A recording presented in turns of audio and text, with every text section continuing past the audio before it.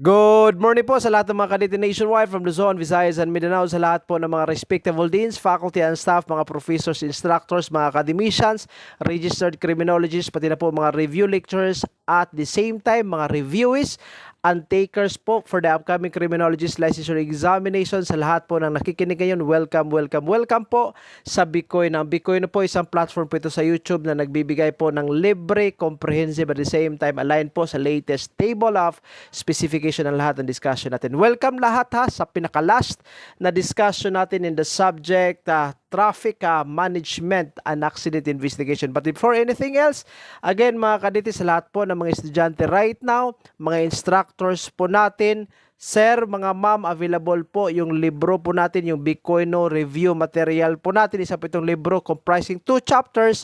Unang chapter po mga kadete, mga estudyante, unang chapter nito po is yung mga review materials. Synthesize po yan sa lahat po ng subject sa criminology. Naka-arrange po yan into 6 major areas. Sa second chapter po, andyan po yung question and answer portion. Ang purpose po ng Q&A is to assess, evaluate yung learning po ng estudyante. Kaya importante din po yung Q&A. Yung Q&A natin is taken from the previous criminologist licensure examination, a compilation po sa mga previous questions po. But I'd like to advise everybody do not make a shortcut, especially yung nagre-review right now, yung mga takers po in the upcoming criminologist licensure examination Huwag po kayong mag-shortcut. Do not concentrate mostly on Q&A. Huwag po kayong mag-concentrate masyado sa Q&A. Ang purpose po ng Q&A is just to evaluate kung saan na po yung level of learning ang nasa inyo. Ang pinaka-importante dito, doon po kayo mag-focus sa mga review materials. Okay, available po ang yung libro natin sa lahat po ng humabol or gusto pong mag-avail, kindly give me a chat po through Facebook. Okay? Sa lahat po ng mga estudyante, huwag na po kayong maghintay para po makapag-graduate.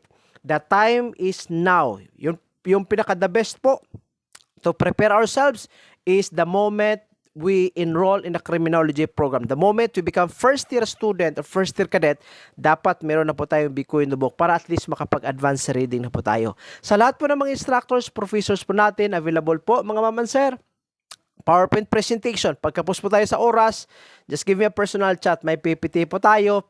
At the same time, PDF copy of the review materials per subject po per subject. Hindi po yung kabuuan.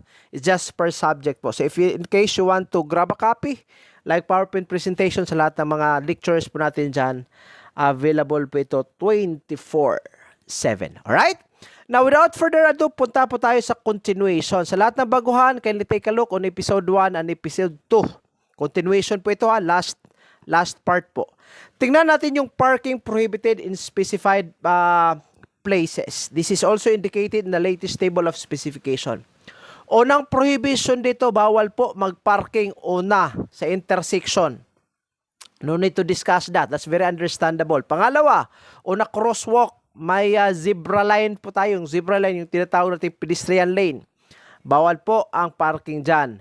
Next, ito, huwag kalimutan ang measurement. 6 meters of the intersection of curb lines. Okay? Within 6 meters of the intersection of curb lines. Bawal po yan. Then, number 4, within 4 meters of the driveway entrance to and fire station. Magkano ba yung measurement? 4 meters of the driveway entrance to and the fire station. Then, number 5, 4 meters from a fire hydrant. Next, in front of a private driveway, di po yan na allowed. At the same time, at any place where official signs have been erected prohibiting parking. So, basically, yung sign po dyan is letter P. May naka-diagonal, may naka-slash. Ibig sabihin, bawal po ang magpa-park.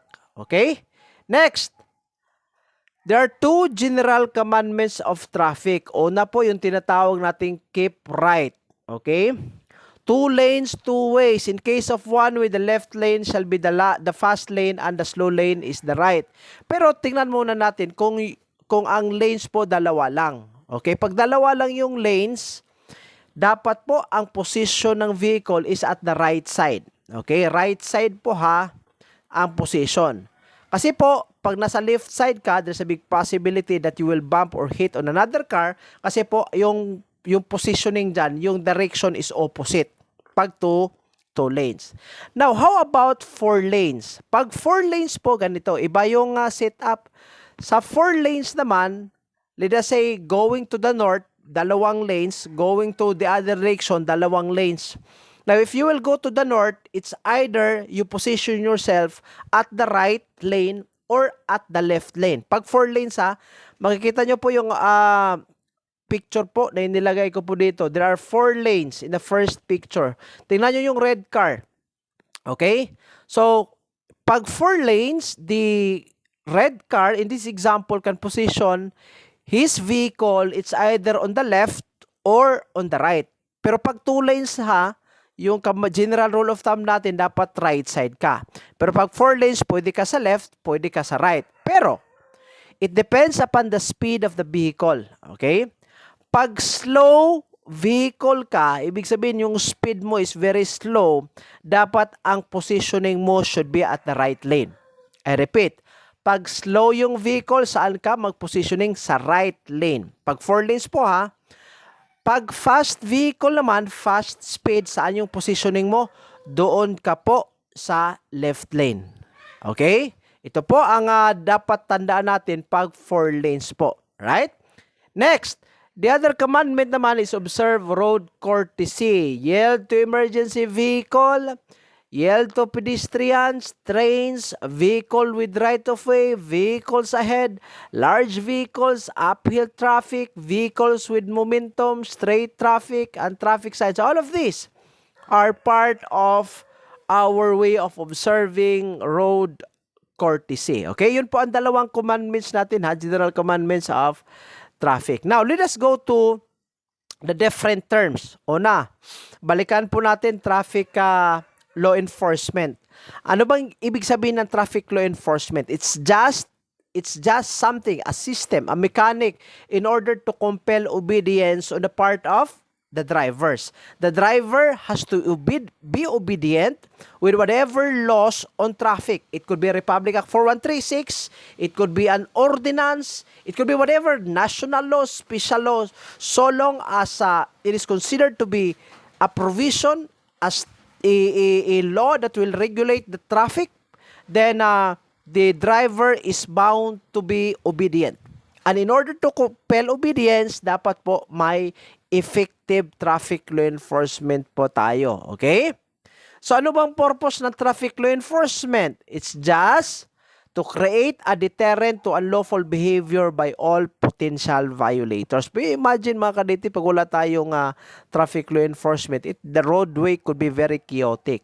Number 2, traffic law enforcement, ito po yung taong deputized, assigned po or authorized by law to enforce traffic laws, rules, and regulations. Ang tanong ngayon, sir, yung traffic aid which is employed by the local government unit, can they be called traffic law enforcer? The answer is yes.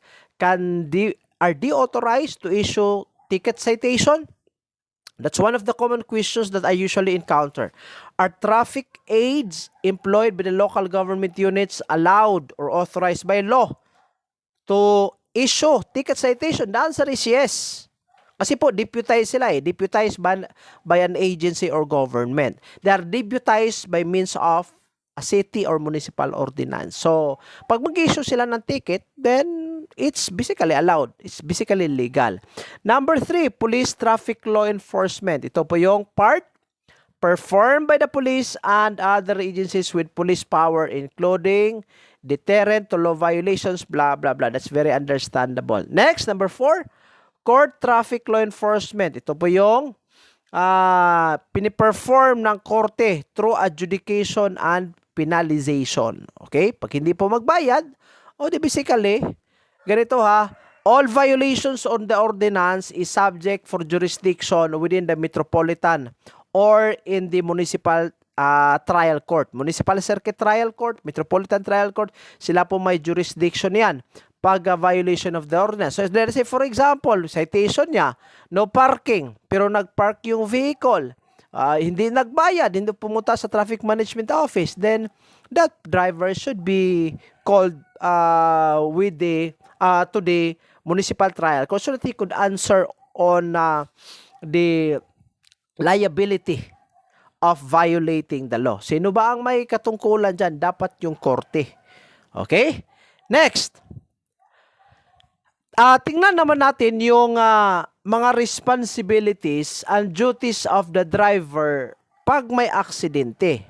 Ito kasama ito sa latest table of specification. Remember mga kadete, sa revised penal code po natin, may nakalagay dyan yung hindi po failure to render assistance on a dying person.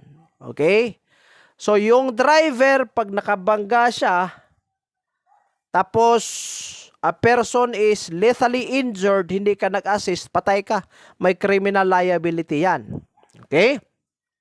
So pag may aksidente, ito po yung duty ng driver. Very easy to understand. Una, dapat he or she has to stop immediately. Number 2, show the license to the victim and give the true name, address, and contact number so that the victim can communicate. If in case the victim is dead, probably authorities or members, family members, or anybody. Driver is not allowed to leave the scene without aiding the victim. Okay? Ang general rule of thumb natin there has to be proper assistance rendered to the victim. Yan po. Kasi po, pag walang assistance, patay ka sa revised penal code. Hindi ka lang liable ng physical injuries or homicide. Maging liable ka din po ng failure in rendering assistance to a dying person. Pero, not all the time. May mga exceptions po tayo wherein the driver can be justified in not rendering assistance or not aiding to a victim. Ano ba ang mga exceptions dito? Okay? May 3 po unang exception. If the driver is in imminent danger of being seriously harmed by any person or persons by reason of the accident. Let us say for example, nakabangga ka ngayon ng isang pedestrian. And it so happened that the place where you hit the pedestrian, it's been surrounded by relatives of the victim. Tapos yung relatives of the victim, after finding out that one of the members of their family has been hit by you, kumuha sila ng bolo or kumuha ng machine gun or .45 caliber firearm. Question, are you going to render assistance? Basically, you should not. Kasi po, you are in imminent danger. So, pag ganito po yung sitwasyon, under the law, exception po yan. If, again, you can prove to the court that you were in imminent danger when the crime happened. Nung nakabangga ka, and you tend to judge the current circumstances after you hit the victim. And did I say you are in imminent danger? Are you going to render assistance pag kumuha na ng baril yung relative? Of course not. What you will do is you go to the police station and you surrender. Okay? Number 2, if he reports the accident to the nearest officer of the law, pwede, exception din po yan.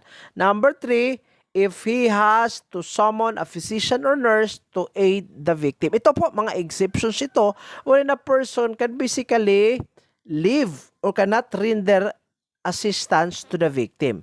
But in all other circumstances, dapat po, you have to provide aid. Let us say, it's in an uninhabited place, for example, walang katao-tao, let's say, forestal area, may roadway, nakabangga ka ng individual. Now, in that case, it's very impractical to prove to the court that you're in imminent danger, right? So, if the circumstances warrant you to render assistance, you must legally render assistance because that is what is required by the law. Pero again take note of the 3 exceptions. Una, imminent danger. Pangalawa, nag-report ka ngayon. Pangatlo, nag-summon ka ng assistance coming from the physician or nurse. Okay? So, pag iniwan mo yung biktima, hindi ka nag-surrender, you do not report it to the proper authorities, then the responsibility now of the Philippine National Police is to investigate. We call this one as hit and run investigation. So this will apply to drivers who failed to stop at a road accident. So legal cases to be filed: una, abandonment of one's victim; pangalawa, failure to lend assistance; number 3, pwede siya reckless imprudence resulting to homicide pag may namatay; pag injury lang, the reckless imprudence resulting to physical injury; pag property yung na-damage, then reckless imprudence resulting to damage to property. By the way guys, yun si reckless, in Cebuano we call that one as dinangag. Okay? Ibig sabihin na wala kang pariwara ka, or you do not exercise due care in your actions. Yun po, reckless yan. Failure to render assistance to victim, violation of Section 55, 4136, and of course, civil liability. Question, ano ba yung section sir, ano ba yung section 25 ng 4136? Ang section 55 rather. Yung section 55 po ng 4136, ito po yung duty of driver in case of accident. If you will take a look at it in Republic Act 4136, dyan po nakalagay yung mga responsibilidad ng driver pag may aksidente. Okay? So yun po, pwede yun i-file against the driver. Next. So may mga 5 essential steps in the police court enforcement process. Okay? Police court enforcement process, may 5 steps po tayo. Again, mga kaditi, kasali po ito sa latest table of specification. Kindly jot down notes po as yung hindi nakapag-avail ng Bitcoin review book, or yung nakapag-avail pero medyo hindi updated, kasi po yung libro natin, na-update natin yan from time to time. So kindly jot down notes po Makinig po ng maigi mga kaditay. Pag sabihin ko pong nasa TOS, talagang nasa TOS yan. Next, again, 5 essential steps Una, lagyan na lang natin ng mnemonics. Let us say DAPAP. DAPAP. Letter D stands for detection, A, apprehension, P, prosecution, A, adjudication, and letter P, second P is penalization. So, una po dito, unang step dito sa enforcement process, itong tinatawag nating detection. Ano ba yung detection? Ito po yung looking for defects in the behavior of motorist, pedestrian, vehicle, equipment, and roadway condition. So, dapat sa detection po, hindi lang po kasali yung pagiging unruly ng isang driver. Kasali din po yung kondisyon ng roadway. I'm referring to the physical condition. If there are cracks, that should be part of the detection. Alright, number 2, pag may unruly, under first step, you go with apprehension. A police responsibility wherein the police are required action to prevent continued and future violation. Let us say parking on a wrong spot, or let us say overspeeding. Kasi dito sa Pilipinas ang overspeeding ng motorcycles are not that supervised.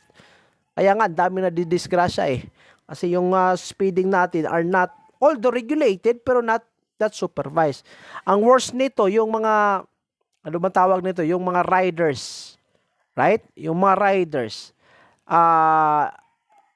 They call it in Negros, they call it as Negros Loop, Cebu Loop, o anong mga loop dyan. Ay, nako. Bringing with him 200cc motorcycles, napakalakas ng takbo. And this can cause accident. Although, probably they have the required permit, pero again, or they are promoting tourism in the Philippines, di ako believe dyan.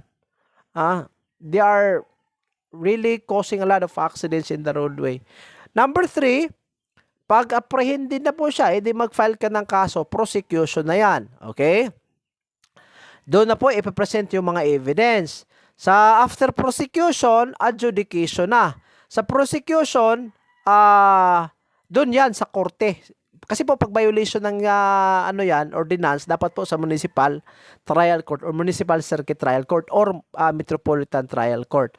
Same with adjudication. So, sa adjudication, it is a court function. The police provides influence on this step by us, a witness to the prosecution by supplying additional evidence.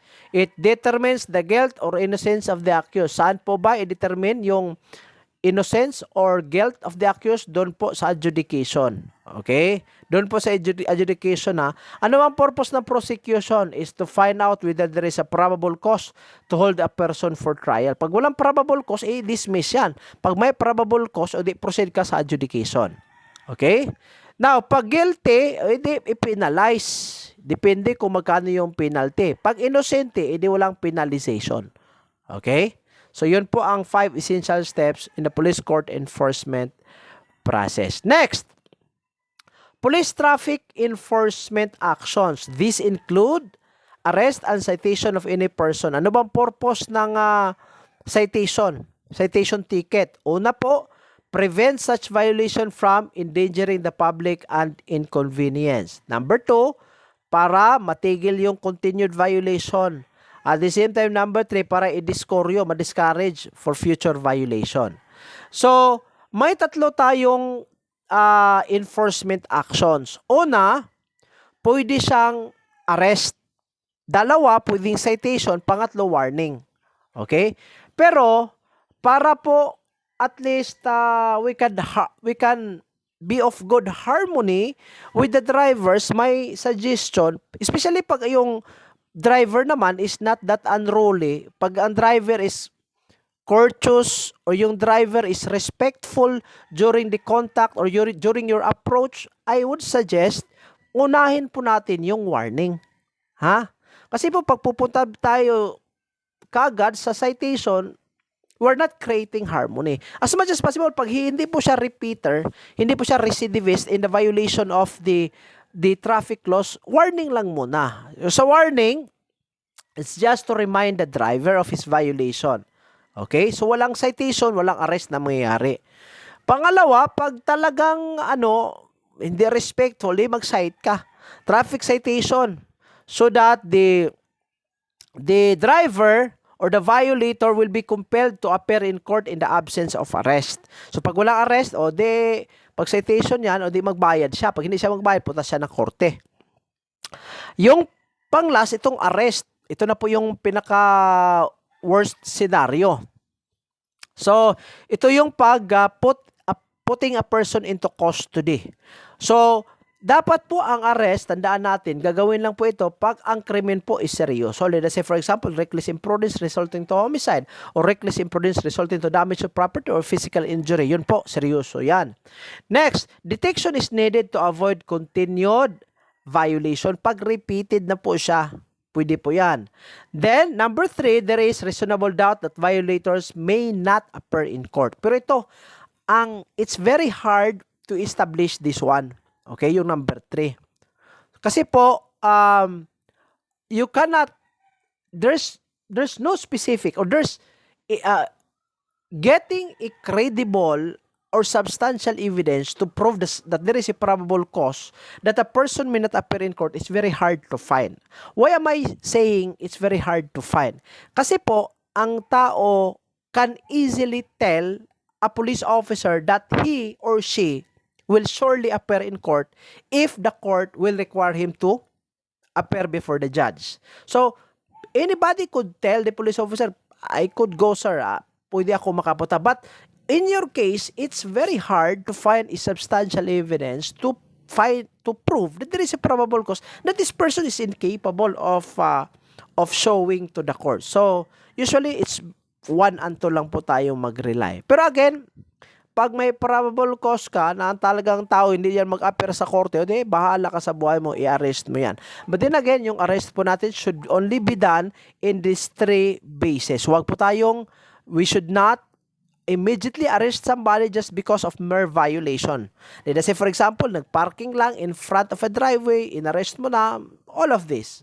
So, dapat po, as much as possible to create harmony with the motorist, warning lang muna mga kadete pag maging police officer kayo, ha? A very kind, lenient warning. And I would suggest yung approach po natin dapat, ha? Especially yung mga HPG natin, napaka-stern and condescending tone of the voice. Huwag po kayo maging condescending, hoy! Do not use your condescending voice because at the end of the day, motorists are paying taxes. It's the taxpayers' money where you get your bread and butter. Huwag po kayong condescending. Be courteous, be respectful with the drivers. Kasi po, the moment a driver see a police officer, takot yan. There will be a pounding of the heart of the person. Normal yan eh. Because they see the police officer as intimidating. That's very normal. So, wag mo nang, do not add to the intimidation you created. As much as possible, make a lower tone of your voice. Never use condescending manner of speaking. Sa lahat ng mga HPG dyan, shout out po sa inyo. Ay nako, napaka-condescending. Tapos yung gas, ay nako, wag na lang.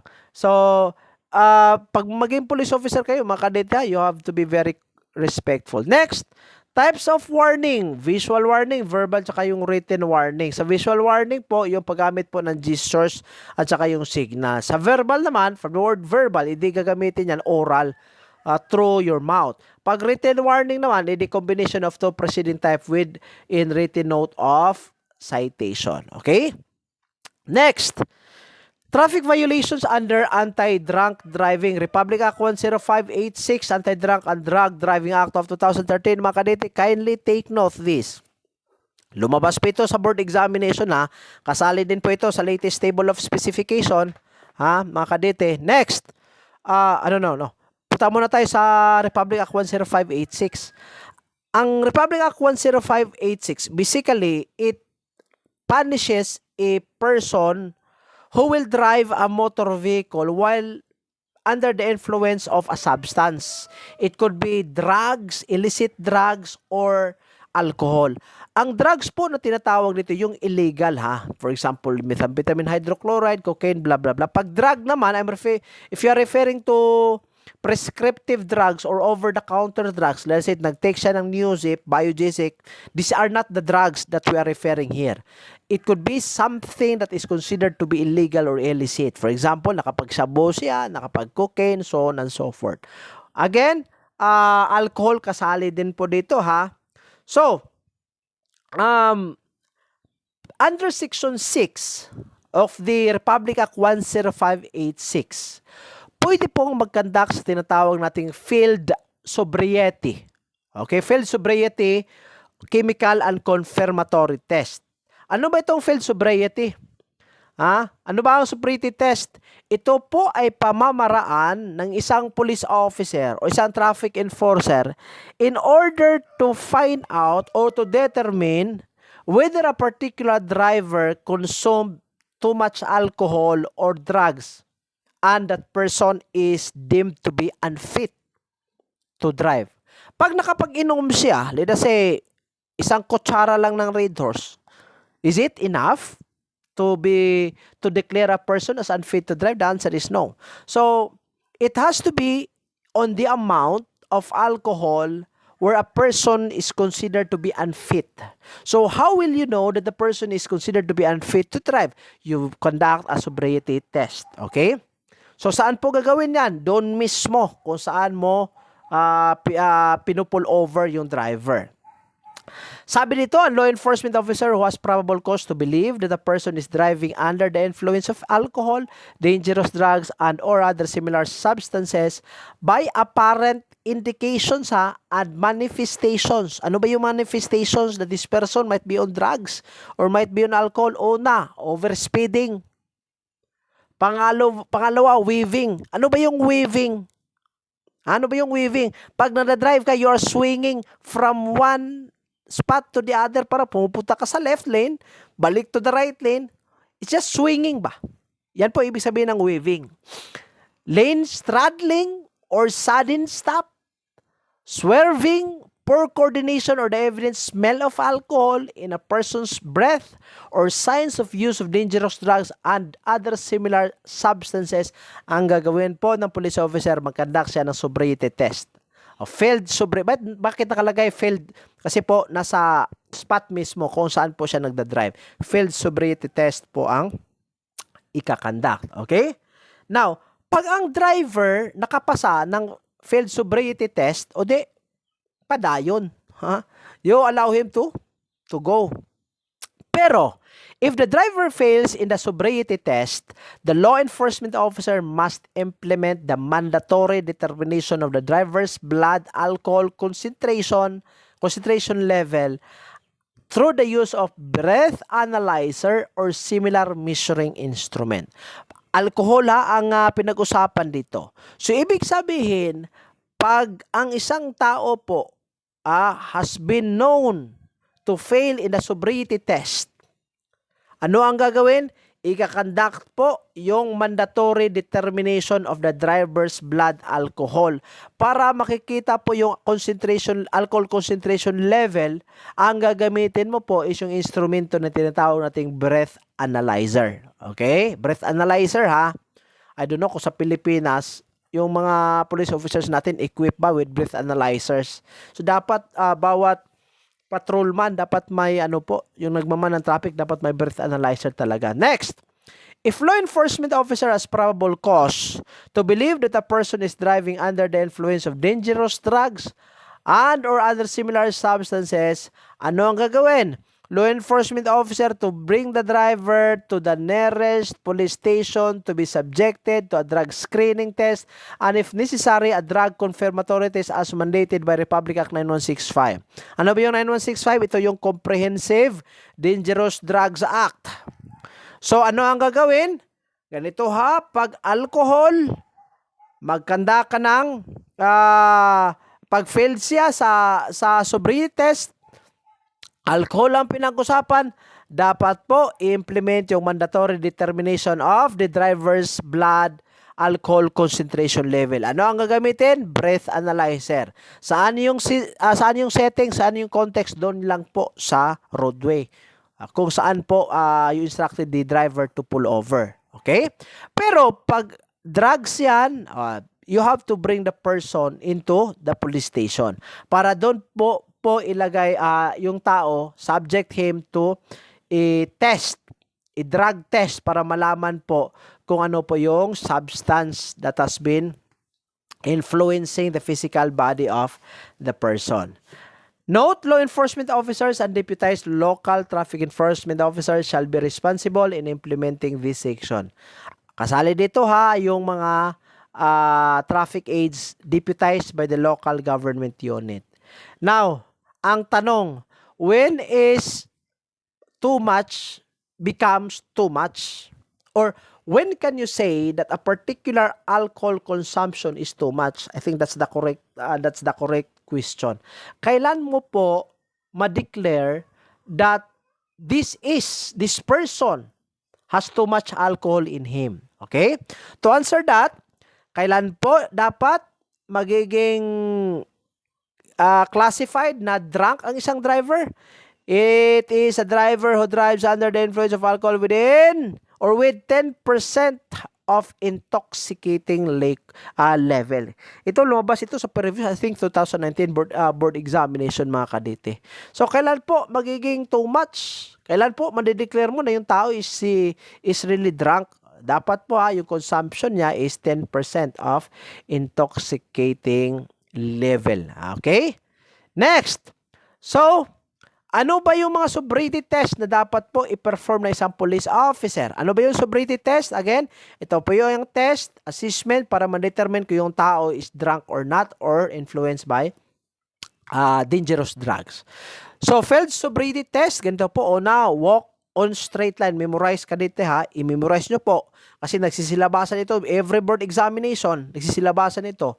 Walk on straight line. Pag hindi siya pag staggered yung manner of walking or he's staggering or probably he is swinging to and fro, then the person is not normal. Nakainom yan. Pangalawa, 1 foot balance.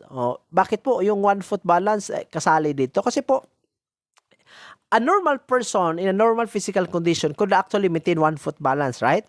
Pero pag lasing ka kasi yung alcohol, considered yan as king of all drugs, depressant yan That will allow imbalance of the function of the nervous system of the person to the point that the guy who drank or who drinks the alcohol or a guy who is intoxicated with alcohol will cause swinging from one side to the other.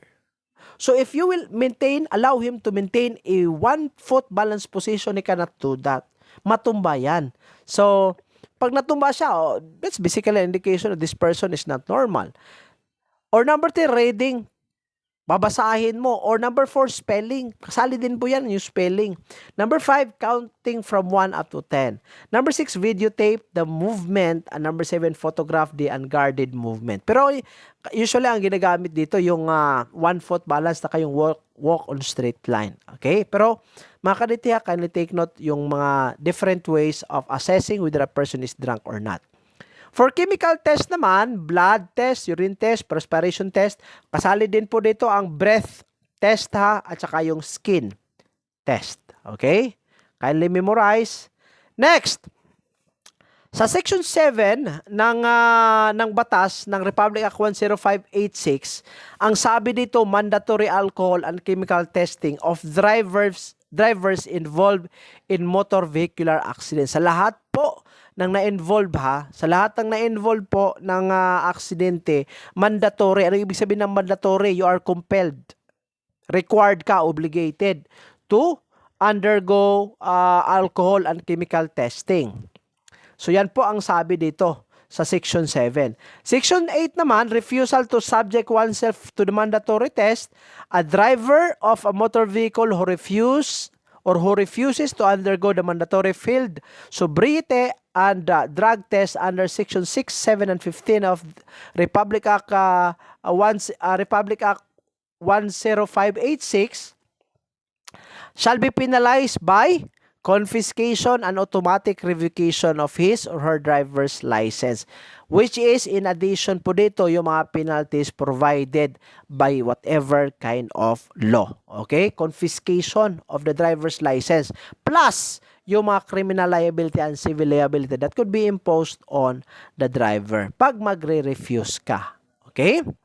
Next, aside from that law, another law po that is highlighted na latest table of specification, itong tinatawag nating Republic Act 10913. Okay? 10913 mga kadete. Tinatawag itong Anti-Distracted Driving Act. Okay? Kindly memorize ha. Anti-Distracted Driving Act. Okay? Ano bang ibig sabihin ng distracted? Distracted, ibig sabihin you have been disrupted or yung concentration mo has been intervened by a factor. Hindi ka makapag-concentrate. Yun po ang ibig sabihin dyan. Hindi ka makapag-concentrate because there is a factor that hinders full concentration. Yun po ang ibig sabihin ng distracted. Okay? Kailan magiging distracted ang isang tao? Okay? Una, using mobile communication device. Ibig sabihin, gumagamit ka ng cellphone, gumagamit ka ng laptop, gumagamit ka ng iPad, or whatever kind of communication device. Or electronic entertainment or computing device. Gumagamit ka ng, probably, nung araw, gumagamit kami ng Nintendo. Yun po isang, we call that one as break game. Or whatever kind of electronic entertainment or computing device. Pwede calculator, pwede whatever kind, pwede ding cellphone. Naglalaro ka while driving. Even e-books are not allowed. Right? E-books, reading e-books, di po yan pwede. Or nagka-calculate ka while driving, di po siya allowed. Okay? So while the motor vehicle is in motion, so pag nagda-drive ka, that's basically not allowed. Or number 2, kahit nag-stop ka pero yung pag-stop mo is just temporary. For example, nag-red light yung traffic light, so nag-stop ka, of course, kasi naka-red light eh. So, yung pag-stop mo is just temporary. So, hindi ibig sabihin na pwede ka na magamit ng cellphone kasi nag-red light siya. So, pag ang stop mo is temporary, at the same time, the motor vehicle probably is in motion. These are two factors wherein a person is not allowed, the driver is not allowed to use any kind of device. Okay? Take note ha, Republic Act 10913. Next, other pertinent provision of this law. Letter A. The operation of a mobile communication device is not considered to be distracted driving if done using the aid of hands-free function or similar device such as, but not limited to a speakerphone, blah, blah, blah, blah, blah, blah. Anong ibig sabihin nito? Kahit gumagamit ka ng mobile communication, pero hands-free naman yung ginagamit mo, pasok po as one of the exceptions. Ibig sabihin, you will not be penalized. Ano bang ibig sabihin nito? Let us say, yung car mo is having a feature wherein you can search through Siri or probably Alexa or Google Assistant, Cortana. These are basically some of the voice assistance applications. So, there are a lot of high-tech motor vehicle right now. All you have to say is speak on a particular term that you want to search. Baka pwede mong i-search yung top songs or top music of the particular month. So by just talking to the application, you might be saying, Siri, can you play the music of Beyonce, so on and so forth, and automatically without using your hands, automatically it will play a music. That's an exception po sa batas po natin. Considering na hands-free po siya, ha? Provided that the placement of the mobile communication device or the hands-free device does not interfere with the line of sight of the driver. So, ibig sabihin, pag four-wheel vehicle, dapat hindi naka-block sa view ng driver. Probably, it should be put somewhere else. At sa gilid or in a particular place na hindi po siya makapag-distract sa concentration ng driver. Okay? Number 2, or letter B, wheeled agricultural machinery such as tractors and construction equipment such as graders, rollers, backhoes, payloaders, cranes, blah, blah, blah, including habal-habal, kuligligs, wagons, carriages, carts, sledges, chariots, or the like, whether animal or human-powered, are covered by the provisions of this act as long as the same are operated or driven in a public thoroughfare or highway or street or whatever kind of national or public highways. So, sa batas ng Republic Act 4136, hindi kasali yung mga bulldozer, hindi kasali yung mga backhoe, hindi kasali yung mga payloaders, yung cranes sa definition ng motor vehicle. Pero, pag ang mga vehicles na ito, gumamit po siya ng public highways, and even though they are not covered under the definition of Republic Act 4136, if the driver thereof will use mobile phones or any instruments that could distract his point of concentration in driving, nako, liable ka po sa batas ng Republic Act 10913. Okay? So, kahit magtanong ka, sir, sa 4136, hindi naman yung kasali. Oh, hindi ka kasali as a definition ng motor vehicle. Pero pag nag-drive ka ngayon, you are using a public thoroughfare. For example, let's say, nag-renovate kayo or nag-operate kayo for the maintenance of the roadway. Ikaw yung driver ng grader, nag-text ka, nagko-communicate ka using your mobile phone while driving, patay ka. Violation yan.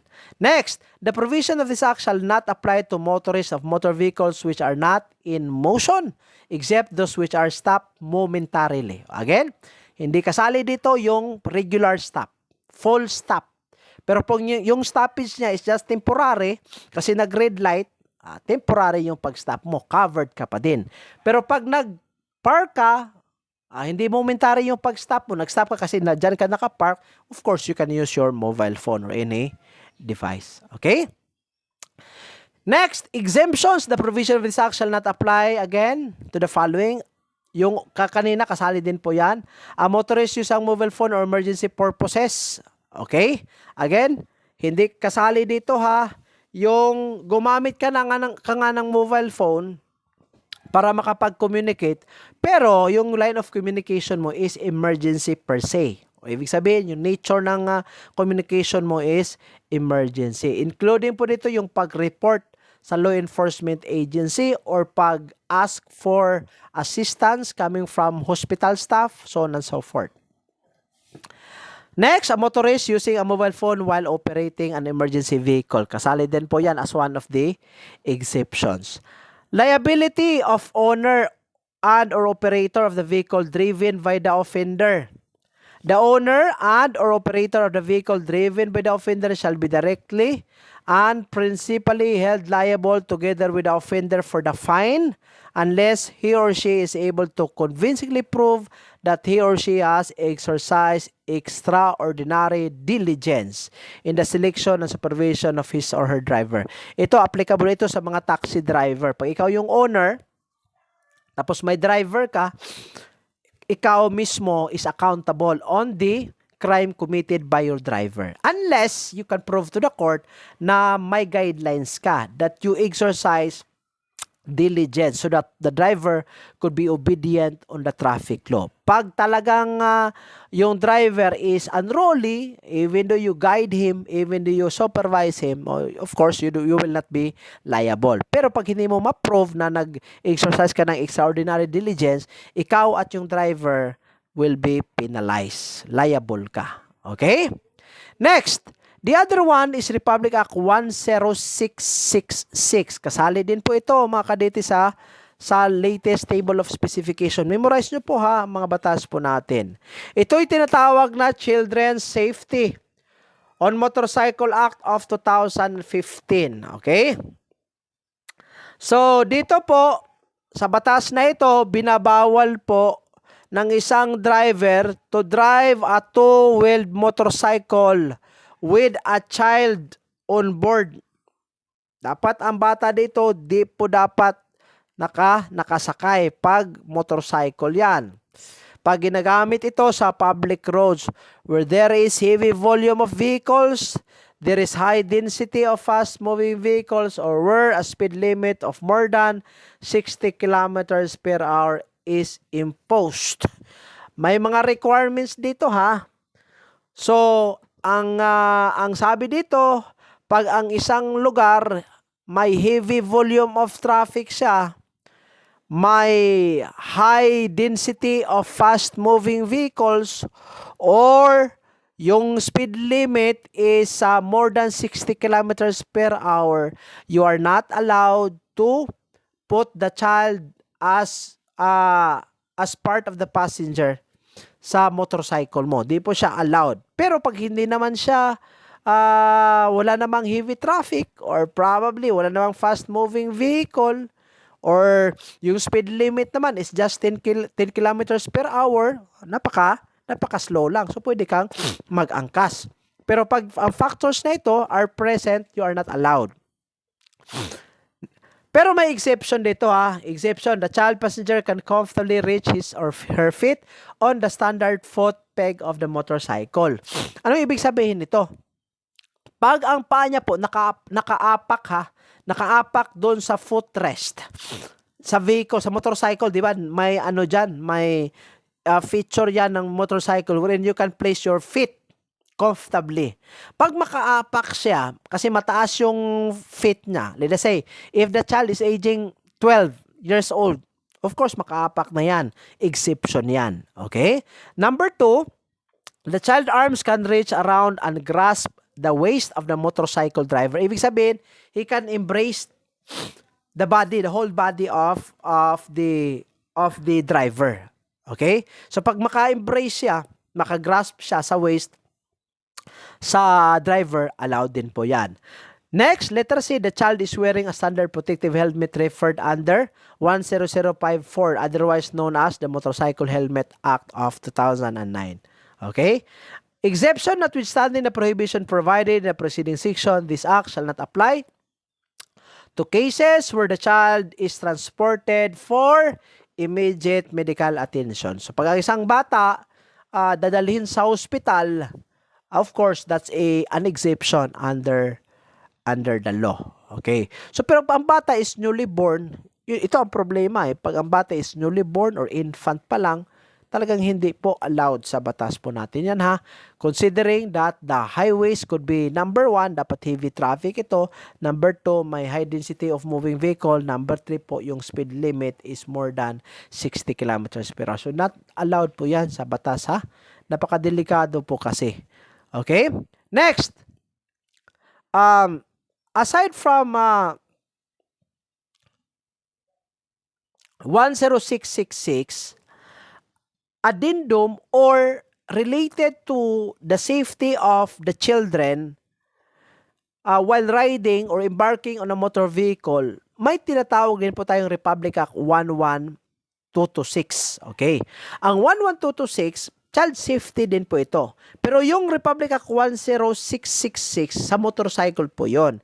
Ito sa four-wheeled vehicle. Okay? Sa four-wheeled vehicle ito sa mga drivers dyan na may car. Okay?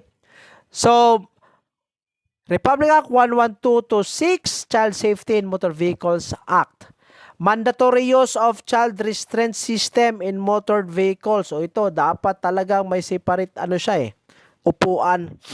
It shall be unlawful for the driver of a covered vehicle not to properly secure at all times a child in a child restraint system. Dapat talagang may child restraint system po. Di ba pwedeng yung bata is just held by the mother or by the father. Dapat talaga may child restraint system. While the engine is running or transporting such child on any road, street, or highway, unless the child is at least 150 centimeters or 59 inches in height and is properly secured using the regular seat belt. Pag yung bata is having this measurement, yung height niya, pwede po siyang wala na pong child restraint system. Pwede pong yung regular seat belt lang.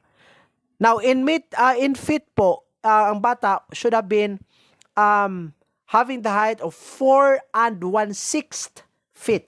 4 1/6. 4 feet and 1/6 for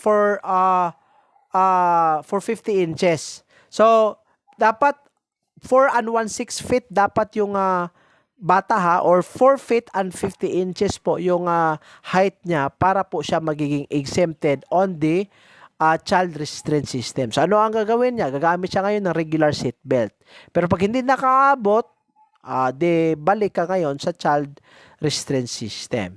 May mga exception tayo na ang bata hindi na kailangang ilagay po sa child restraint system. Una po, during medical emergencies, or when the child transported as a medical or developmental condition, let's say a child is a special child, or requires special attention coming from the parents, other analogous circumstances prescribed under the implementing rules and regulation. Okay? Child in rear seats.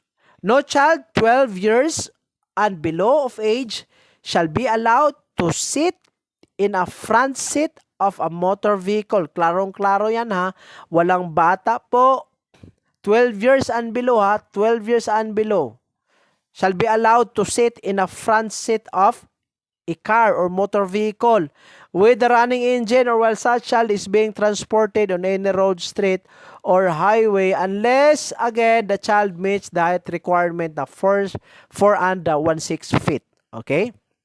So, pag nakaabot siya sa height, pwede po. Pero pag hindi nakaabot, dapat doon po siya sa rear seat. Sa back seat po. Okay? Di po siya sa front seat dapat.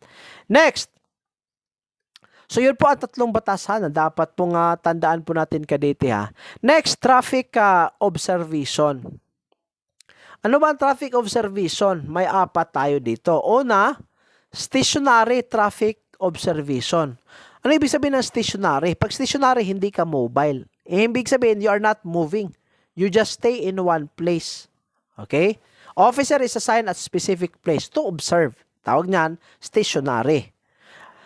Conspicuous traffic observation naman, ito yung pag-enforce or pag-observe sa traffic flow wherein a person can easily be seen. Ibig sabihin ng conspicuous, makikita ka agad. Okay? You can attract attention coming from the motorist. Yun po, ibig sabihin ng conspicuous.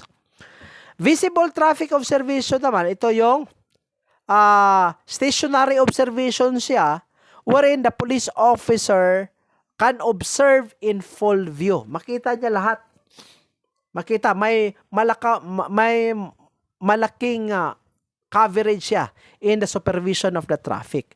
The number 4, concealed traffic observation. Ang observer is not visible to the public. Let's say, for example, nag-observe ka using the central CCTV system, nakikita mo ngayon yung central station ng CCTV kung ano po ba yung sitwasyon ng traffic on a specific place. Tawag niyan concealed traffic observation. Next, stopping and approaching traffic violators. It must be done with consideration to safety of both parties. Engaging upon approaching officer must be from the left side, from the rear. Be alert. Okay?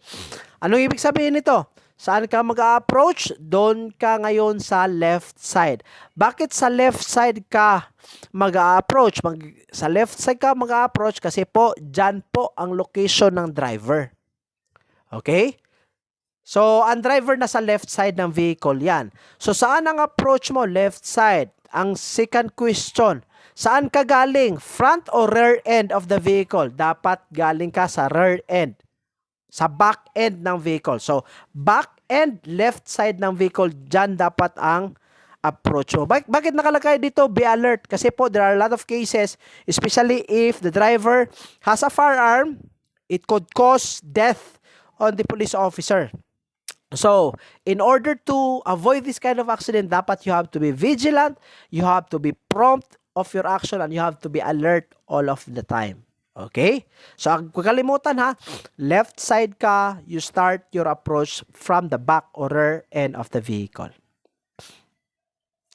Objectives in dealing with violators, immediate objective to act against the person or ultimate objective to change the future of a person. Yung ultimate objective, this could be something that could, number one, to refrain the person from further violation, or number two, to refrain the person from future accident, or number three, pwede din pong it could be on the arrest or custody of the person. Next is traffic supervision, direction, and control. Iba-iba po ang tatlo ha. Pag isang phrase po yan, supervision, direction, and control, ibig sabihin yung kabuoang proseso sa pag-oversee sa traffic para maging orderly po yung movement. Pero iba yung direction, iba yung control, iba yung escort. Pag direction, ibig sabihin, you direct. Pag direct, you are telling the driver, you are telling the pedestrian when to move, when to stand, when to walk, when not to walk. Yun po. And pag control naman, ito yung pag-control sa vehicular and pedestrian movement. Ibig sabihin, let us say, walang traffic light. When are you going to tell the vehicle to proceed? When are you going to tell the vehicle to stop? When are you going to tell the vehicle to go? Yun po, control po yan. Pag escort naman, iba yung escort kasi ito yung mobile supervision of traffic movement. Okay? So, yun po. Next. So, means of directing. May tatlo po tayong pamamaraan sa pag-direct. Ito, lumabas ito sa board examination. Tatlo lang po yan. Signaling.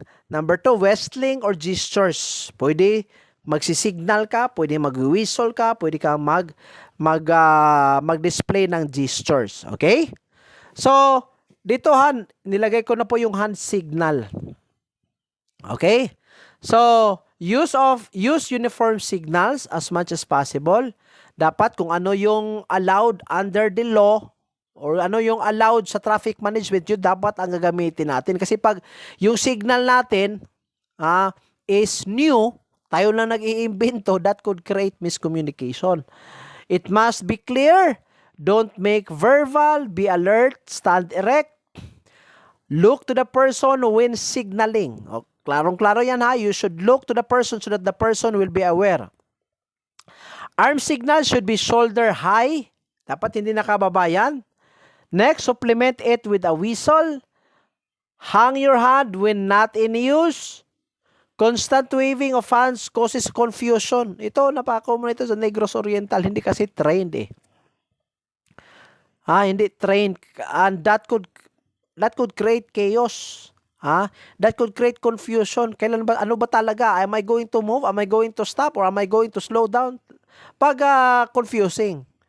So, dapat po, klaro yun Maintain 90 degrees turn of the body. 90 degrees. So, dapat snappy po tayo. When stopping point to a man, you want to stop.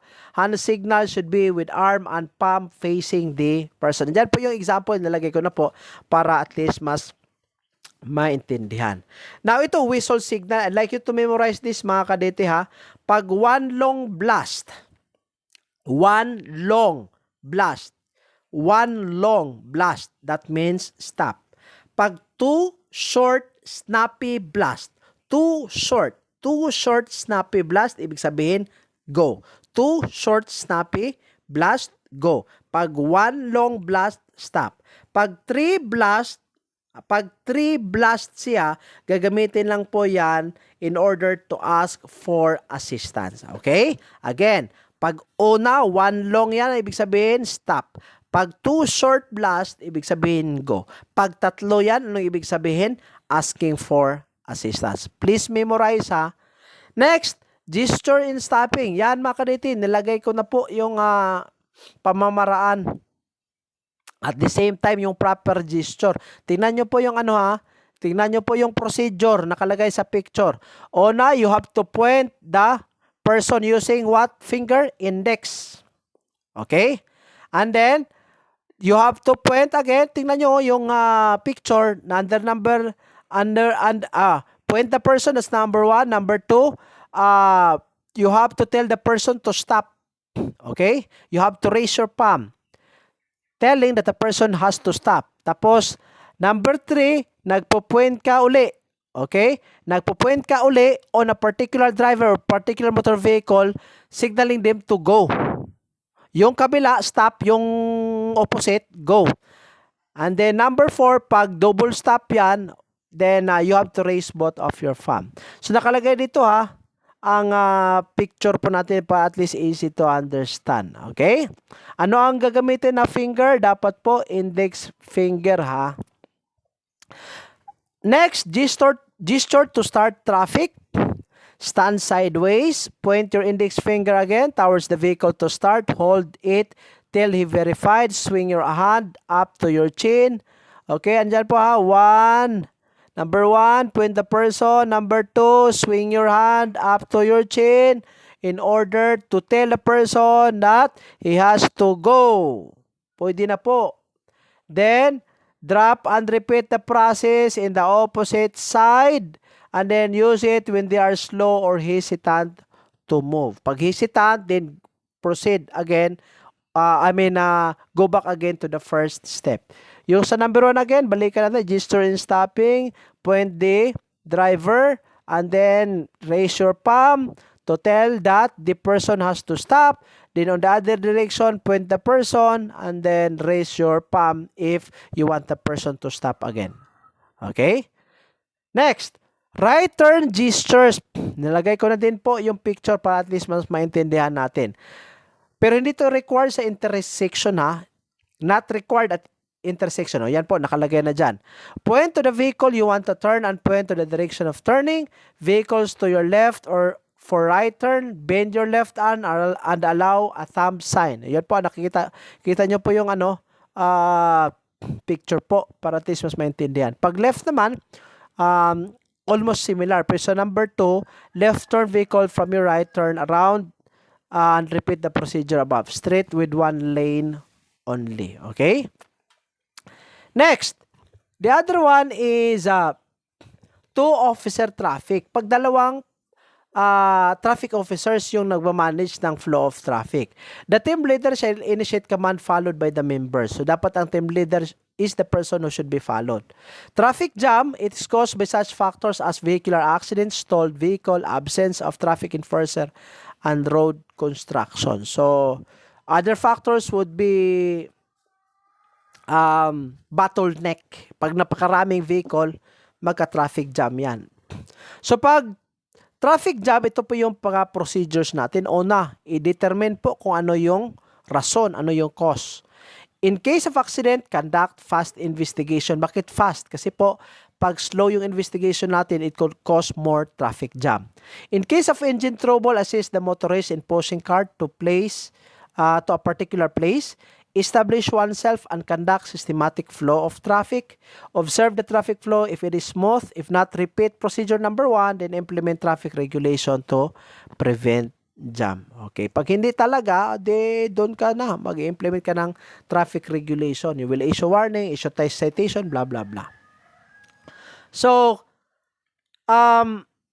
second to the last, itong mga warning signs, mga kadete. Actually, yung warning signs po, napaka-common po nito. na makikita po natin in the streets. And basically, these are also part sa question sa written examination sa Land Transportation Office. Now, tatlo po ang repetition lang ha. I think this has also been discussed in high school. But I'd like to repeat it. Tatlo lang po ang traffic signs natin. Unang category yung danger or warning signs. Okay? Or danger or warning signs. Ito po yung mga sinyalis that will warn the motorist of a particular hazard or danger.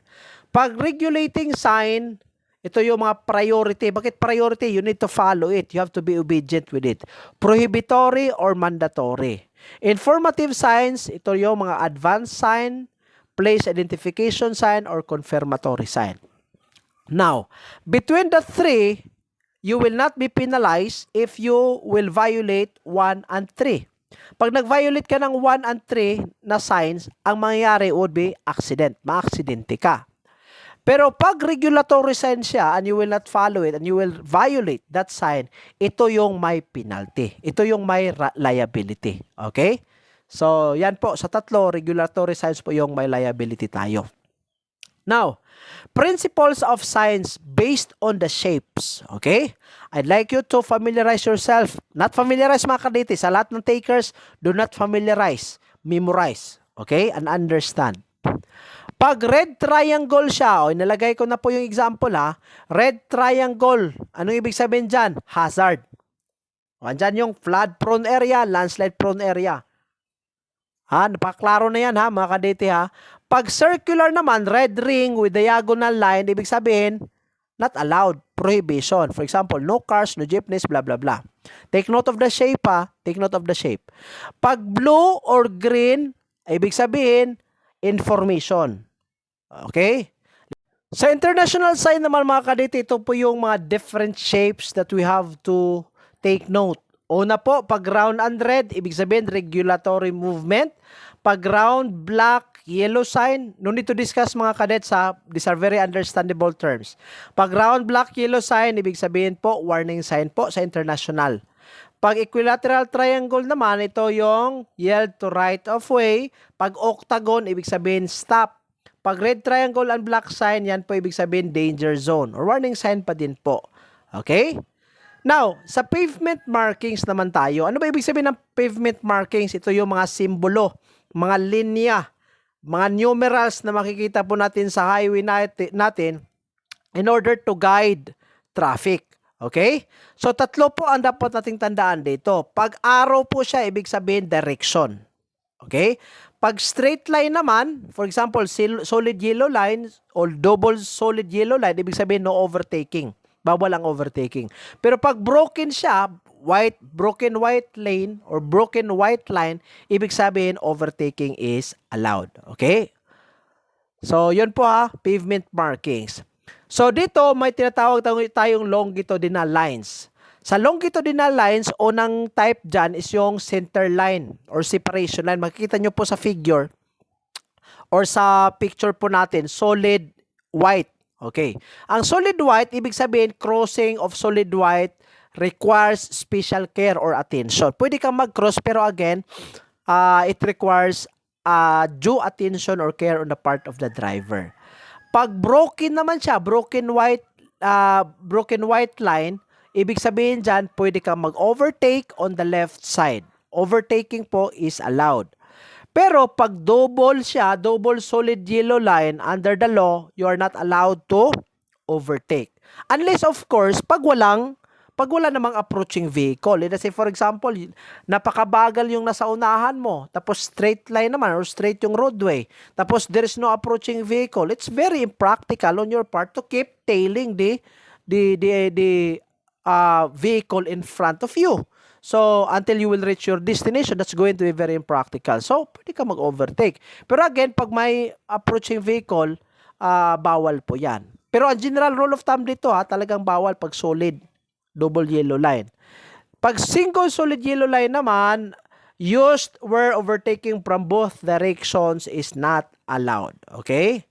Or from both sides are not allowed. Alright? Next, pag broken yellow lines, ibig sabihin po nito, passing is allowed. On the other hand, pag broken and solid yellow lines, ibig sabihin, o dito, pwede ka mag-overtake sa may solid. Pero pag, pag sa broken, pwede ka makapag-overtake. Pero pag nasa solid ka, hindi ka pwede makapag-overtake. Okay?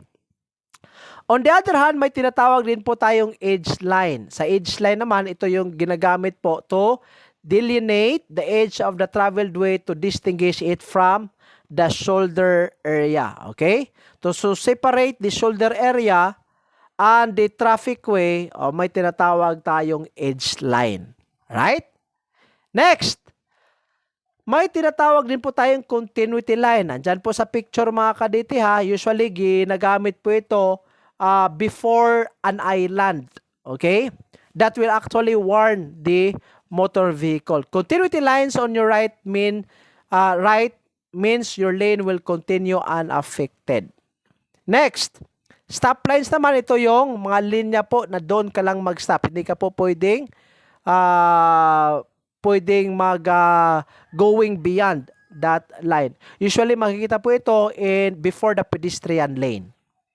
On the other hand, may tinatawag din po tayong do not block intersection. Usually, ano po yan? Square or rectangle. Naka-X po siya. Ibig sabihin, you are not allowed to cross beyond that line. The box should be open or no vehicle should stay inside the box to avoid obstruction to other vehicles. Usually, makikita po ito sa big cities like for example, Cebu. Okay? Other markings, we have this one, as you can see in the picture, which will tell you that you are approaching on an island or obstruction. Then we have the chevron. Markings are often used to guide traffic into the right turning lanes. And then we have the rumble strips. Ito, usually po makikita natin ito in accident-prone areas. So the purpose of the rumble strips is to awake or to catch the attention of the motorist because it could create a humming sound. So it could make the body of the person be awakened to stay active because there is an accident-prone area ahead. Okay? Next, we also have the motorcycle lane and the bicycle lane. Ito po yung mga sinyalis na makikita po natin sa roadway po. Then, may raised pavement markers din po tayo, which is a substitution of lane lines. Then, yung cat's eyes po, pinaka-common po yan sa Negros Oriental, cat's eyes, as a replacement or substitution of the lane lines. Kasi po, yung lane lines po natin, medyo madulas po kasi yan. So, yung cat's eyes could also be one of the biggest innovation that could not just prevent traffic or prevent accident, but it's something that is very visible, especially during nighttime. Alright? Now, lastly mga kadete, balik po tayo sa traffic accident ha. Balikan po natin konti yung traffic accident. Now, ang traffic accident po, as I have stated a while ago, requires due attention on the part of the police officers. May tinatawag tayong hit and run investigation, especially if the motorist will not render assistance or will not surrender to proper authorities. Now, even if the motorist or the driver who perpetuated the crime will surrender to the proper authorities, still investigation will come in. Okay? Kasi po, dapat i-record yan sa police station. Now, may different kinds po tayo ng traffic accident. Una, itong tinatawag nating non-motor vehicle traffic accident. Ibig sabihin, ito yung mga aksidente na walang motor vehicle na na-involve. Now, take note again na yung definition natin sa motor vehicle under Republic Act 4136 or under the Land Transportation Code of the Philippines, hindi po kasali dyan pati yung electric vehicle. Di po kasali dyan yung bicycle. Okay? Di po kasali dyan yung tinatawag natin pot-pot or tricycle. So, let us say there is an accident between a tricycle, a bicycle, and a pedestrian. So, that accident is not motor vehicle related, considering that a bicycle is not defined as part of the motor vehicles under the law. So, pag hindi kasali yung bicycle or probably accident because of the pedestrian and a electric car. In that case, ang aksidente po tatawagin nating non-motor vehicle traffic accident. Okay? Ibig sabihin, yung isang parte, yung vehicle na ginagamit is not a motor vehicle as defined by the law. Number 2, motor vehicle non-traffic accident. Pag motor vehicle non-traffic accident, ito yung any motor vehicle accident which occurs entirely in any place other than a traffic highway. For example, aksidente na nangyari po sa private driveway. Let us say, yung daan po is a private road. May nangyayari dyan. Let us say, yung car nakabangga ng isang tao in a private road. So in that case, maklasifyd po siya under the second kind. Yung pangatlo is motor vehicle traffic accident. Ito yung nangyayari po sa public highway natin involving a motor vehicle. Okay? General key events in vehicular accident. Unang pangyayari dito is yung tinatawag nating perception of hazard. Ano ba yung perception of hazard? From the word perception, ibig sabihin, it's feeling or seeing or hearing or understanding the usual or unexpected movement or condition that could be taken as a sign of an accident which is about to happen. Let us say, for example, very common in Negros Oriental, a lot of motorists died, injured, in some cases because of strayed dogs. So, let us say, nakakita ka ng aso, naghahabulan. So, perceiving or understanding that these dogs could cause you to be in an accident. That's perception of a hazard. Number 2, start of evasive action. It is the first action taken by a traffic unit to escape from a collision course or otherwise avoid hazard. So let us just make the dogs, stray dogs as an example. Ano ba yung dapat una mong gagawin pag you perceive that these dogs could be a hazard in the driveway? The very first thing that you will do is to reduce the speed. Meaning, dapat nakaapak yung paa mo doon sa brake. Mag-brake ka, mag-slow down ka. Number 3, pag talagang by undue or by certain circumstances which is not favorable, it so happened that you got into an accident, may tinatawag tayong initial contact. Ang initial contact po, ito yung first accidental touching of an object collision course or otherwise avoids a hazard. Ito yung pinakaunang contact, the touching of first accidental touching of an object collision. Number 4, maximum engagement. It is the greatest collapse or overlap in collision. The force between the traffic unit and the object collided with our greatest at maximum engagement. Ibig sabihin, ito na po yung pagkabanggaan ng dalawang traffic unit. It could be between two cars or it could be about that dog or the motor vehicle. So when we say in disengagement po, after collision, there will be a separation of the two traffic units. It could be between two motor vehicles. Disengagement po yung tawag pag nag-separate na po after collision. Then of course, after collision, it could be on the next thing that will happen would be the full stop or full rest on the two traffic units. Dito na po yung dalawang motor vehicle probably will come into rest. So we call that one as stopping. Then after that, ma-assess yung mga injury being committed or probably the damage being done. Tawag po dito is injury. Alright? So yan po ang general key events in a vehicular accident. May specific key events din po tayo. Aside from general, may tinatawag din po tayong specific key events in a traffic accidents. Una po dito, yung tinatawag nating point of possible perception. Kadete, kindly memorize all of this para at least pag magsisilabasan nito sa board examination, makuha nyo po ang tamang sagot. Just memorize and understand the definition. Sa lahat pong walang notes, kindly jot down all of this.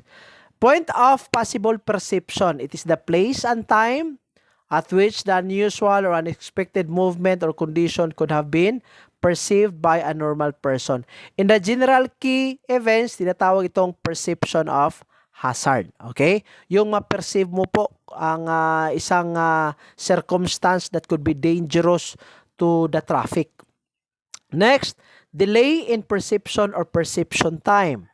It is the time between the point of possible perception and actual perception. Ano ibig sabihin ng delay in perception of perception time? Ibig sabihin, hindi ka po nakapag-perceive on the specific danger or na-delay po yung pag-perceive mo on a specific danger. Number 3, prompt perception is the perception of hazard which is actually nearly the possible accident. And then maximum delayed perception occurred when the traffic unit does not sense a hazard until he hits another vehicle. Ito po yung mga driver na nakatulog. Ito po yung driver that are yung biorhythm nila is very low. Number 5, points of no escape is the place and time after or beyond which the accident cannot be prevented by the traffic unit under consideration. Talagang hindi na, wala nang magawa siya. But he has to engage on the traffic accident. Number 6, point of impact. It is used to mean as the point of initial contact. Sometimes it is considered as the point of maximum engagement or center of force. Yung pag-aabutan ng yung pag-collide ng dalawang motor vehicles, that's example of point of impact. And the last po, itong tinatawag natin yung final position. Ang final position po is equivalent to injury in the last event under the general key events in a vehicular traffic accident. So yung injury po, yung pag-assess po, yung injury at the same time pag-assess po on the damage being done as the last event in the general key events in a vehicular accident is comparable to final position. Ito po yung traffic units come into rest or come into full stop. Okay? Then steps to be taken during traffic accident. Upon learning the incident, check the following. We call this one as the 5 W's and the 1H. These are the cardinal points of investigation. Ito po dapat ang i-comply by the traffic officer. What happened, who are involved, where and when it happened, how, why, and so on and so forth. Cardinal points of investigation po yung tawag nito. Next, steps to be taken during traffic accident. When emergency under control or when a particular incident is under the control, una po dito, preliminary question. Sino po ba yung i-question natin? Ito yung driver. Sino yung nagda-drive? And then, you ascertain sign of nervousness on the part of the person para at least ma-assess mo po kung sino yung may kasalanan. Number 2, gather clues for identification. Number 3, ask other witnesses. Number 4, examine driver's condition. You have to check the license, including other records, OR and CR, verify ownership, account step-by-step events. Ano ang nangyari simulat sa pool, yung pinakauna, yung pangalawang event, then yung pinaka-last. Position and location of vehicles, pati na yung lights. Bakit kailanganin yung lights? Kasi po, dyan po makikita if there is a signal being done. Let us say the other vehicle will turn left. You can actually assess if there is a signal being made of the driver. So lights should be examined also. Gear position, sa anong gear siya? Mark the position of vehicle, look for unusual thing inside the car, then form preliminary opinion. And of course, you have to photograph the skid mark and location for later measuring. Ano purpose ng skid mark? In order for you to find out the estimated speed of the vehicle in motion. Then record place in which person or damaged vehicle is placed. Ito po yung gagawin pag ang emergency or incident is under control. Okay? Next, after getting short-lived experience, the traffic officer should make a test skid. Ito yung skid mark that I referred a while ago. Ascertain if the violation is tantamount to arrest.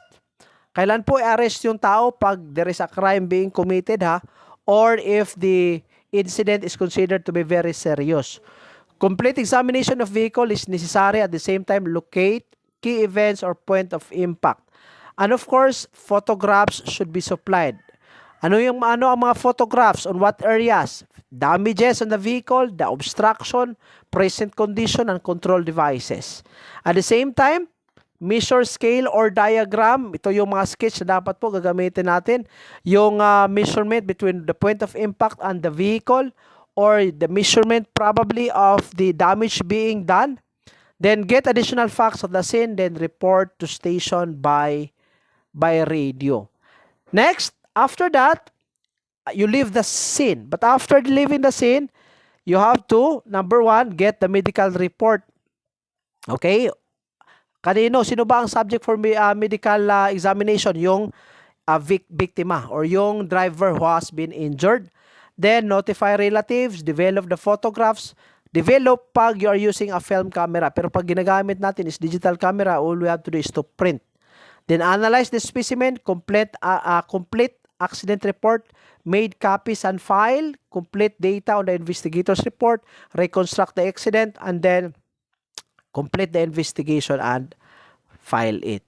Now, if the case goes to court, pag ang biktima will file a case into the court, then you have to seek the desire of the prosecutor to strengthen the case.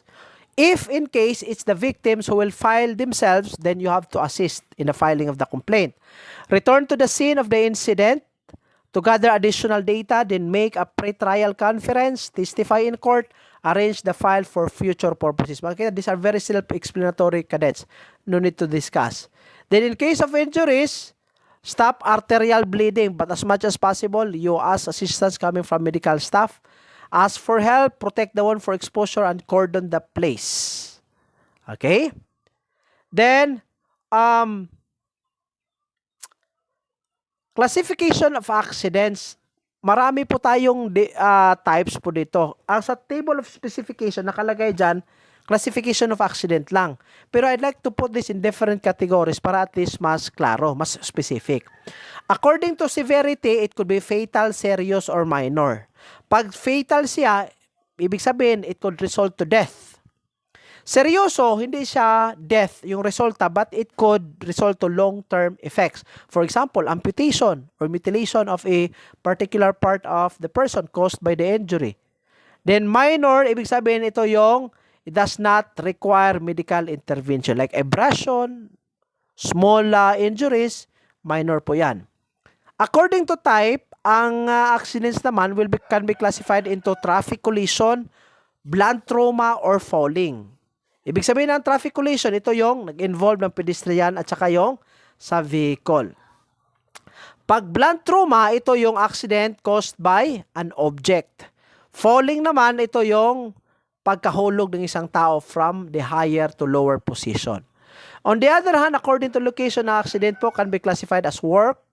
Ibig sabihin, work-related. At saka yung pangalawa, yung accident that occur when someone slips or trips on someone else's property. Slip, trail, and fall accident. Yung na-slide ka because the road is slippery. That's basically part under the second type. Alright?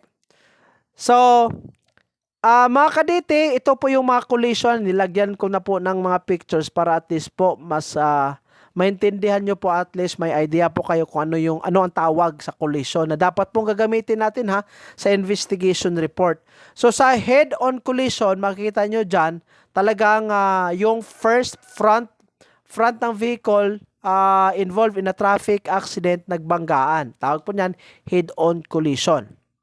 Ito yung pinaka-common, pinaka-severe type of accident. Usually dito yung driver mabawian po ng buhay. Right? Number 2, rear-end collision. Ano ibig sabihin ng rear-end collision? Ito din po ang tinatawag na back collision. Okay? Back collision or rear-end collision happen when one vehicle collides with the back sa likod of another vehicle that is stationary or moving more slowly. Okay? Then, side impact or T-bone collision, ibig sabihin, ang binangga mo yung side portion of the vehicle.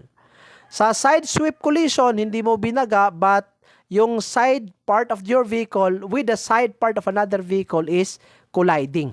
Tawag po niyan side swipe collision. On the other hand, rollover, ito po yung pag-flip. Nag-flip yung vehicle or it tumbles down. Tawag niyan rollover. Pag single vehicle collision, ikaw lang yung involved. Nakabangga ka ng poste, nakabangga ka ng wall, nakabangga ka ng big stone, yun po, single vehicle collision po ang tawag niyan. Pag maraming vehicles po ang involved, ang tawag po niyan is multiple vehicle accident. Okay? Now, lastly mga cadets, I'd like to go with the types of tire marks. I also put pictures. Yung nakapag-avail po sa Bitcoin, no, may mga pictures po yan para at least you will be guided po. Now, ang tire marks po are classified basically into 3. Una po yung tinatawag nating scrub marks, pangalawa yung yaw marks, at saka yung number 1 is, last po is skid marks. Okay? Ang skid marks po, ito po yung caused by the tire. Mangyari po ito, especially if there is full brake na ginamit po or nagbe-brake yung driver, especially of overspeeding. Okay? Ang skid marks po will actually help the police officer analyze the maximum and minimum speed of the vehicle before impact. Okay? Sa skid marks, may different types po tayo, 3. Una, acceleration marks. Sa acceleration marks, makikita nyo po dito sa picture, if the drive tires are spinning faster than the vehicle speed, heavy burn marks will be left on the pavement at the initial point of acceleration. The tire rib may be visible in the center of the imprint. Ang rib na tinatawag dito, ito po ito. Yun po. So, let us say, ang vehicle is nakapag-start siya, nakaparking pa, tapos ang engine has been turned on, tapos nag-overspeeding, agad-agad, acceleration marks could be created. Number 2, deceleration. Yung acceleration, meaning you accelerated, mabilisan. Nagpapabilis ka ng motor vehicle. Pero ito, you tend to decelerate or you tend to slow down the speed. Sa acceleration, you increase the speed. Ito, you slow down your speed. Occurs when tires spinning slower than the vehicle because of the braking or downshifting. For example, nagbe-brake ka kasi you are about to collide with another vehicle. Deceleration marks po ang tawag sa skid mark. Then, the other one is imprint marks. Ang imprint marks naman is not caused by the tire itself.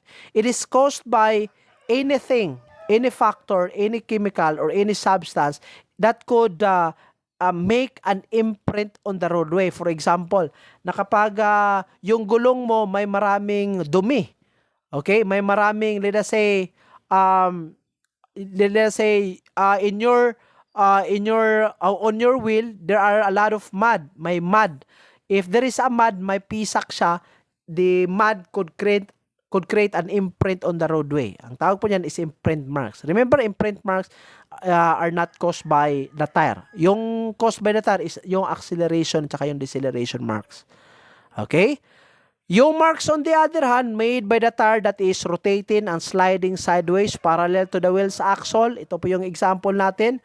Kindly take note yung mga red dito na mga indications that would show that yung marks po ito, hindi po ito skid marks.